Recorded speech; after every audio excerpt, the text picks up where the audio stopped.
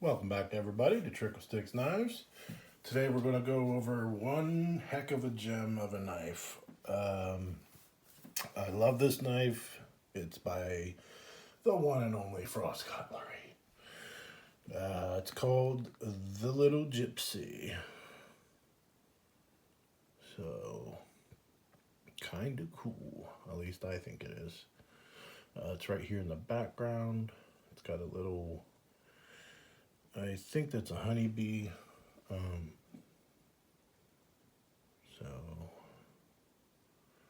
pretty cool little knife. Has grippies on both sides that are grippy.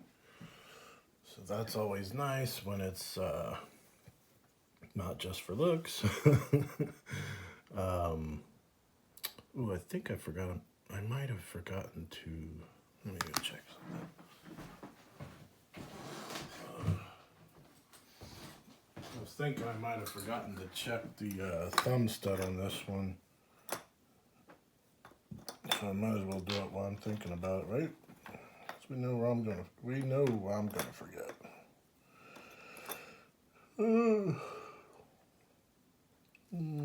Just gonna find the bit here. So the reason I just do this stuff on camera and just walk away from the camera for lack of what I want to say, I had a I just like to take care of it then because I had one of my frost knives that I didn't check the thumb stud, and I went and flung it two times actually. Sorry, twice now. One like just separated, and then the other one it just I don't know, it just came unscrewed or something. I don't know if it was loose when I got it, or I mean, it just happens. But yeah, not cool. But it was like this style of setup where the studs in the front and the screws in the back. And thank goodness I found the screw because it was small. So that's what, before I went any further and start flicking this and then lose the stud and the screw, I thought I should go ahead and tighten that up. Just, a little preventative measure.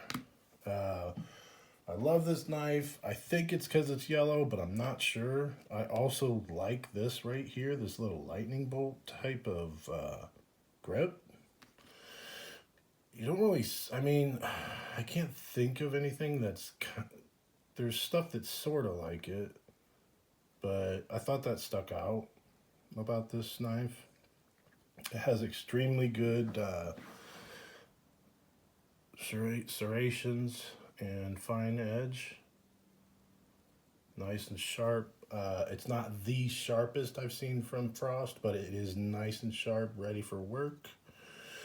You can adjust the pivot. I pretty much have it set up so you can see there.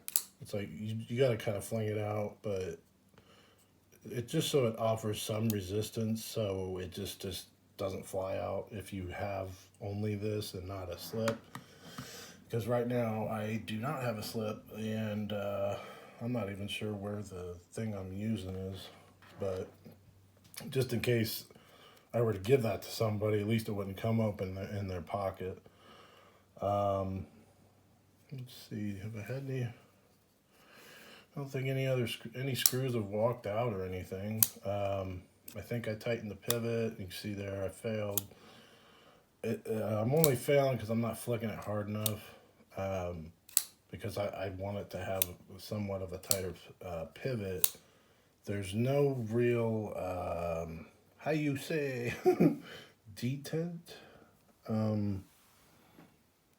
Let's try to show you, but I don't think there really is one.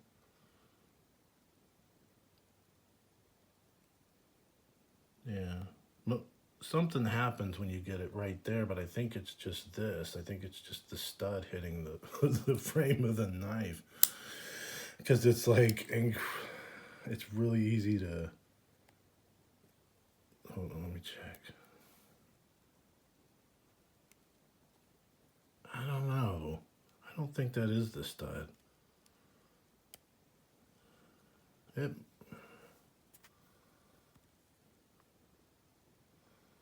No, I don't think the stud is actually hitting the frame. It looks like it's close, but I don't think that's a stud. So there must be a detent. Like once it I'd have to open the pivot up to look, but there must be some sort of a detent like way far right there. If you click it all the way in, there's a detent. So I guess that's good to know that you just have to like when you pull it back shut, maybe give it an extra just push to make sure it's all the way shut. Let's go ahead and get some measurements. Great little knife though. Love the color. Nope, yellow's not my favorite color. 7 1/4 for the total length. Blade is coming in at just about 3 1/4 for the blade length. Actual cutting edge is 3 inches. Handle is coming in at 4 inches. Let's go ahead and get some calipers on this. I can't see, it looks like it's on millimeters, so 2.3 millimeter blade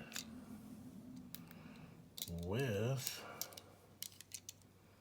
make sure that's zeroed out, a 0.5 handle, which is pretty much the norm. 0.5 and then some numbers is pretty average. It's a great little knife. It's lightweight, so let's check that out. Pardon me. Wow, I didn't realize it was that lightweight.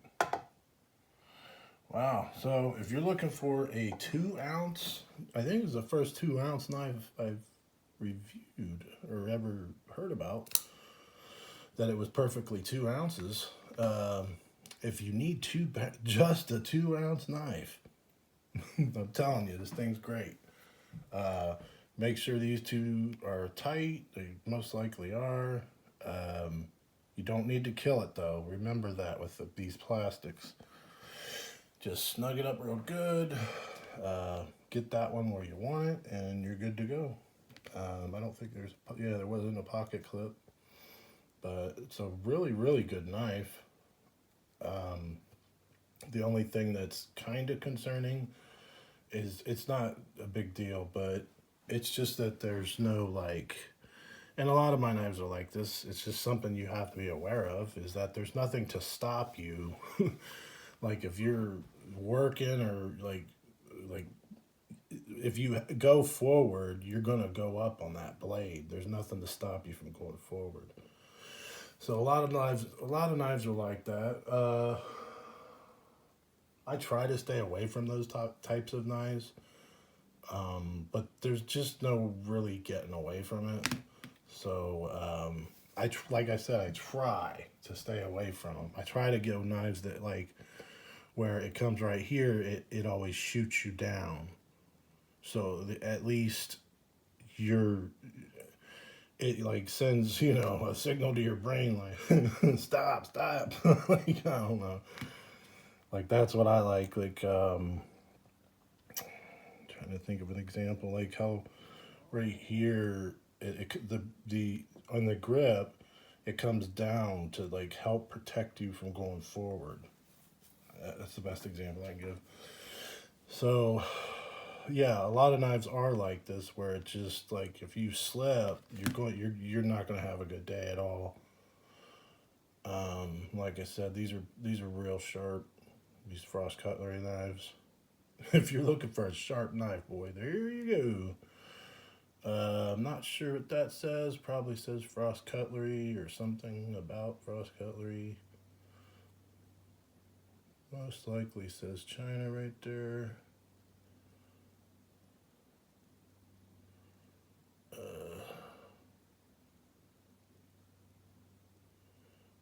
don't know why it's not focusing, or maybe it is. Well, it's not worth it for that. So yeah, I say go for it. I say it's a gem. very lightweight, so you can't beat that. That's all I got, guys. Have a good one.